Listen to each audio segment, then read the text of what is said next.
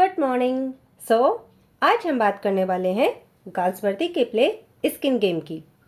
इस प्ले से रिलेटेड जितने भी इम्पोर्टेंट पॉइंट हैं वो हम इसी वीडियो में कवर कर लेंगे। Without wasting time let's start. Our first question, the skin game is a play written by. तो as I told you, skin game किसने लिखा है? गाल्सवर्दी ने। Next question, where was it performed. ये कहाँ परफॉर्म किया गया था? तो ये परफॉर्म किया गया था at Saint Martin's theatre London में इन 1920। आपको ईयर भी याद रखना है कि 1920 में परफॉर्म किया गया था। Next question, how many act are there. कितने एक्ट हैं इसमें? तो इसमें है 3 एक्ट। बहुत ही इंपॉर्टेंट पॉइंट हमारा।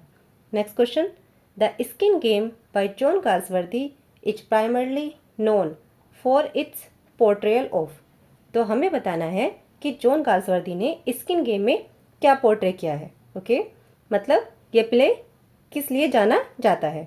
तो गाल्सवर्दी ने इस प्ले में एक क्लास कॉन्फ्लिक्ट दिखाया है बिटवीन 2 फैमिलीज, 2 फैमिली के बीच में। एक तो है ओल्ड मनी अरिस्टोक्रेट हिलक्रिस्ट, और सेकंड फैमिली है न्यूवो रिशे मतलब हॉर्नब्लोअर्स की, जो अभी अभी पैसे वाला हुआ है, नव धनाढ्य, और एक इंडस्ट्रियलिस्ट है। Next question, what is the theme of this play. इस प्ले की थीम क्या है?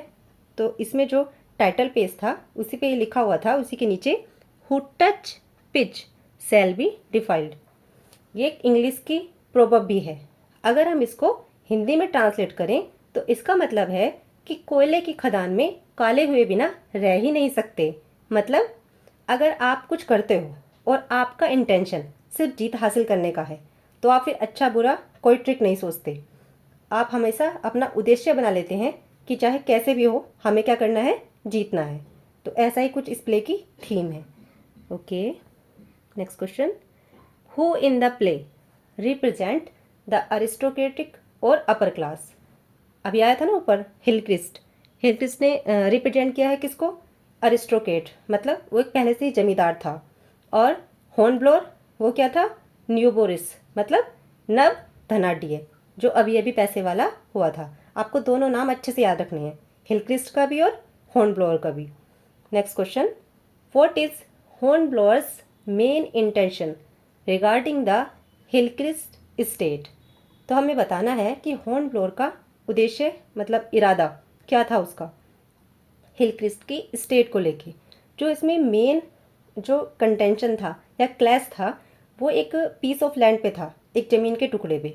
और हॉर्नब्लोअर उस ज़मीन को लेकर, जो ज़मीन थी वो हिलक्रिस्ट की थी, और वो इस ज़मीन को लेके हॉर्नब्लोअर उससे वहाँ पे एक अपनी फैक्ट्री लगाना चाहता था। तो उसको हमारा आंसर हो गया सराउंड इट विथ फैक्ट्री। तो वो उसको सराउंड करना चाहता था, किससे? फैक्ट्री से। वहाँ पे वो अपनी पोट्री बनाने का बिजनेस करना चाहता था, इसीलिए वो उससे लेना चाहता था। उसका इंटेंशन यही था। और इसी पीस ऑफ लैंड के क्लैश की वजह से ही, मतलब झगड़े की वजह से ही वो जो हासिल करना चाहता था, उसी वजह से हमारा ये पूरा प्ले पोर्ट्रे होता है। Okay, what time period does the skin game take place after. तो किस टाइम पीरियड के बाद आता है ये? First world war. आपको पता ही होगा, फर्स्ट वर्ल्ड वॉर 1914 से 1918 तक चलता है, और उसी के बाद स्किन गेम परफॉर्म हुआ था 1920 में। Okay, next question, the term, मैंने ऑलरेडी इसका मीनिंग बता दिया है आपको, बट फिर भी हम क्वेश्चन देखते हैं। The term nouveau riche refers to the people who. अब बताना है आपको क्या मतलब होता है इसका। न्यूवो रिश का मतलब क्या होता है? एज आई टोल्ड यू, नव धनाढ्य, जो अभी अभी पैसे वाले हुए हैं, मतलब एक्वायर्ड वेल्थ रिसेंटली, जिन्होंने अभी अभी धन को प्राप्त किया है। तो कौन था वो इसमें? हॉर्नब्लोअर, जिसने अभी अभी पैसे को प्राप्त किया था। वो कौन था? एक इंडस्ट्रियलिस्ट, और क्या चाहता था? एक अपनी फैक्ट्री लगाना चाहता था। Okay, a property auction is taking place for the Centry, the property has been sold to. तो एक एज आई टोल्ड यू कि जो वो उस पर प्रॉपर्टी पे उनका वो चल रहा था, उसको वो लेना चाहता था। उसका नाम उन्होंने मेंशन कर रखा है प्ले में, द सेंट्री। आपको याद रखना है। तो ये प्रॉपर्टी किसको बेची गई थी जब उसकी नीलामी हुई? तो वो बेची गई थी मिस्टर स्मोले को। ओके, एक्चुअली इसमें क्या होता है, जो हॉर्न ब्लोअर होता है वो एक चालाकी खेलता है। वो क्या क्या चालाकी खेलता है? वो ऑक्शन में अपने आदमी जो उसका ये है मिस्टर स्मॉले, उसके नाम से बोली लगवाता है। और जो मिसेज हिलक्रिस्ट हैं उनको लगता है कि ये ज़मीन किसी और ने खरीदी है, लेकिन ये खरीदी किसने होती है? हॉर्न ब्लोअर के आदमी मतलब मिस्टर स्मॉले ने। तो ऑटोमेटिकली ये ज़मीन किसके पास गई? हॉर्न ब्लोअर के, जो इस ज़मीन को मतलब किसी भी हालत में चाहता था। यही है ना इस प्ले की थीम, कि अगर आपको कुछ चाहिए, ये बताया था ना मैंने आपको, कि अगर आपको लगता है कि मतलब आपको ये चाहिए, तो फिर आपको ये नहीं देखते कि गलत तरीका है सही तरीका है, फिर वो कुछ ना कुछ ट्रिक लगा के उसको जीत ही लेते हैं। Okay, next question, what type of play is the skin game often described as? तो किस तरह का प्ले है ये प्ले है ट्रेजी कॉमेडी। मतलब जो टाइटल पेज था उसमें गाल्सवर्दी ने यही मेंशन किया है, ट्रेजी कॉमेडी। लेकिन वैसे इसमें कोई कॉमेडी सीन है नहीं, कुछ डायलॉग हैं जिसमें आप कॉमिक एलिमेंट देख सकते हो, तो हम इसको क्लासीफाई करेंगे tragicomedy. Next question, who wants the cottage occupy by Mr and Mrs Jackman? मैंने ना इस प्ले पे 2 शॉर्ट्स बनाए हैं जिसमें मैंने मेंशन किया है कि इस प्ले के में कौन कौन से करेक्टर आए हैं। आप वो शॉर्ट्स देख सकते हो। और आपको ये भी याद रखना है कि मिस्टर एंड मिसेज जैकमैन, आपने नोटिस किया होगा प्रीवियस ईयर पेपर में कि जो हमारे माइनर करेक्टर हैं उनको पूछ लिया जाता है कि ये किस प्ले से बिलोंग करते हैं। तो आपको ध्यान रखना है कि मिस्टर एंड मिसेज जैकमैन कहाँ पे आए हैं? इस प्ले में आए हैं, स्किन गेम में। ओके, अब हमारा क्वेश्चन क्या है कि कौन चाहता है कॉटेज को घेरना, किसके द्वारा? My Mr and Mrs Jackman. अब आपको पता ही है जो मिस्टर हॉर्न ब्लोअर हैं उन्होंने वो ले ली है ज़मीन ऑक्शन में, नीलामी में। तो जो जैकमैन है और उसकी वाइफ है वो आते हैं और वो बताते हैं किससे? मिस्टर हिलक्रिस्ट से, कि उनको एक नोटिस मिला है क्या करने के लिए? टू वैकेट देयर कॉटेज, कि वो अपनी झोपड़ी खाली मतलब अपनी कॉटेज मतलब वहाँ से हटा लें, उसको खाली कर दें। किसकी डिमांड पे? मिस्टर हॉर्न ब्लोअर की। लेकिन जो हिलक्रिस्ट है उसको गुस्सा आता है, उसने इस शर्त पे ही इसको बेचा था कि जो यहाँ पे रहने वाले लोग हैं उनको नहीं हटाया जाएगा। और हिलक्रिस्ट बिल्कुल भी नहीं चाहता कि हॉर्न ब्लोअर उस ज़मीन पर अपनी फैक्ट्री लगाए। लेकिन खाली करने का नोटिस कौन भेजता है? अब जिसकी ज़मीन है वही भेजेगा ना। तो मिस्टर हॉर्न ब्लोअर उसको नोटिस को भेजते हैं। Okay, about whom this comment has been made by a dreadful new man? अब किसके बारे में कहा गया है ये कमेंट कि ड्रेडफुल न्यू मैन? तो ये कहा गया है मिस्टर हॉर्न ब्लोअर के बारे में। अब क्यों कहा है ये? अब आप समझो, ये स्टेटमेंट जो है इसी के बाद का है।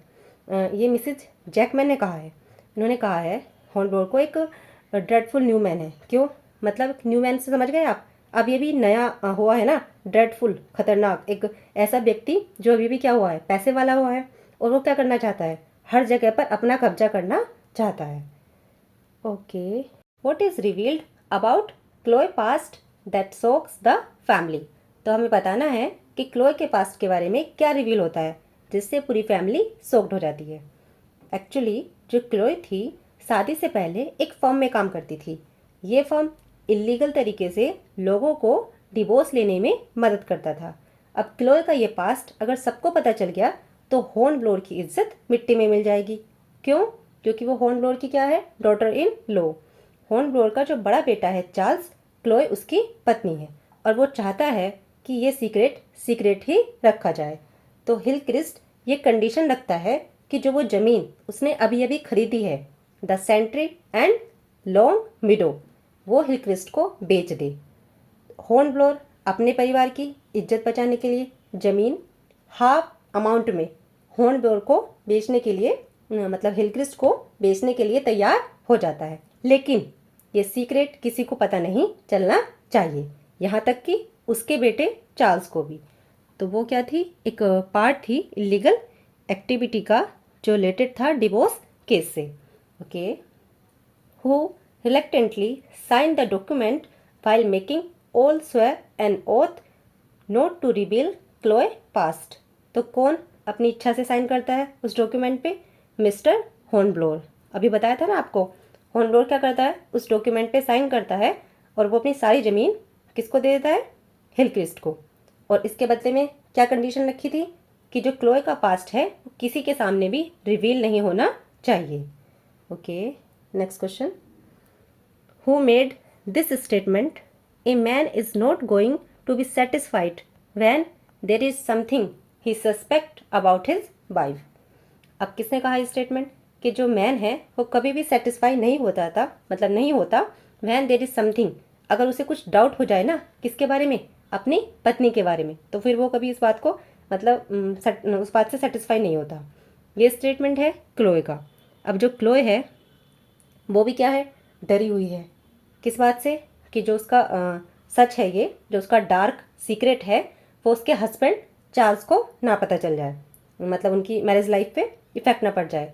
और इसमें जो प्ले है हमारा स्किन गेम, उसमें ये भी बताया है कि क्लोए जो है प्रेग्नेंट है, तो उसको अपने हस्बैंड चार्ल्स का डर है। तो क्लोए चाहती है कि हिलक्रिस्ट का परिवार जो है इस सच्चाई को छुपाए रखे, और वो इस बात को कहने के लिए मतलब हिलक्रिस्ट के पास भी आती है। लेकिन जो उसका डॉकर, जो उसका हिलक्रिस्ट का एजेंट रहता है, वो ये बात चार्ल्स के सामने रिवील कर देता है। और जब उसको पता चलता है क्लोए को कि चार्ल्स को ये बात पता चल गई है, तो वो क्या करती है? सुसाइड करने की कोशिश करती है। हमारा नेक्स्ट क्वेश्चन यही है कि who has tried to commit suicide? तो किसने कोशिश की? क्लोए ने। लेकिन हमें प्ले में पता चलता है कि क्लोए को बचा लिया जाता है। लेकिन समहाउ आपने नोटिस किया होगा कि जो विक्टिम बन रहा है वो कौन बन रहा है? क्लोए बन रहा है। मतलब क्लोए को विक्टिम बनाया जा रहा है। मतलब उसने एक इलीगल फर्म में काम किया था, लेकिन दो फैमिली के क्लैश की वजह से, उनके कॉन्फ्लिक्ट की वजह से सुसाइड करने की कोशिश किसने की? क्लोए ने की। ओके, नेक्स्ट क्वेश्चन हमारा, हु मेड दिस स्टेटमेंट? किसने ये स्टेटमेंट कहा है? When we began this fight we had clean hands, are they clean now? What is gentility worth if it can't stand fire? अब ये statement किसने कहा है कि जब हमने ये फाइट शुरू की थी, जब हमने ये झगड़ा शुरू किया था, वी हैड क्लीन हैंड्स, हमारे हाथ कैसे थे? साफ थे। क्या आप भी साफ हैं? What is gentility worth if it can't stand fire? मतलब फायर मतलब अच्छाई जब मुश्किल का सामना नहीं कर सकती तो उसका क्या फ़ायदा? ये स्टेटमेंट मिस्टर हिलक्रिस्ट ने कहा है। अच्छा, मिस्टर हिलक्रिस्ट ने क्यों कहा है? मिस्टर हिलक्रिस्ट जो एक क्या थे? जमींदार थे। उनको एक आदर्शवादी व्यक्ति दिखाया गया था। जब प्ले की स्टार्टिंग होती है तो हिलक्रिस्ट हॉर्न ब्लोअर पर ये चार्जेस लगाते हैं कि वो ना क्या करता है, अब ये भी नया नया पैसे वाला हुआ है, तो वो सब कुछ क्या करना चाहता है, मतलब सारी ज़मीन लेना चाहता है, और वो बस जीतना चाहता है, किसी भी नियम का पालन नहीं करना चाहता। लेकिन हम लास्ट में क्या देखते हैं? मिस्टर हिलक्रिस्ट ने खुद जीतने के लिए क्या किया? क्लोए का इस्तेमाल किया। उन्होंने ट्रिक लगाई, क्लोए का सीक्रेट की वो लगा के, कंडीशन लगा के वो ज़मीन क्या कर ली? वापस ले ली, डॉक्यूमेंट पे साइन करवा लिए। तो फिर उसके हाथ भी तो अब साफ नहीं हुए ना। तो दोनों फैमिलीज़ में क्या हुआ? जो हमारी प्ले की थीम है वो जस्टिफाई हो गई कि जब हम क्या करते हैं, जब हम किसी काम को करना शुरू करते हैं तो हमारा इंटेंशन और जीतने का होता है, तो फिर हम क्या नहीं सोचते, फिर हम अच्छा बुरा नहीं सोचते, और हम अपना उद्देश्य बना लेते हैं कि हमें कैसे भी करके जीतना है। Thank you.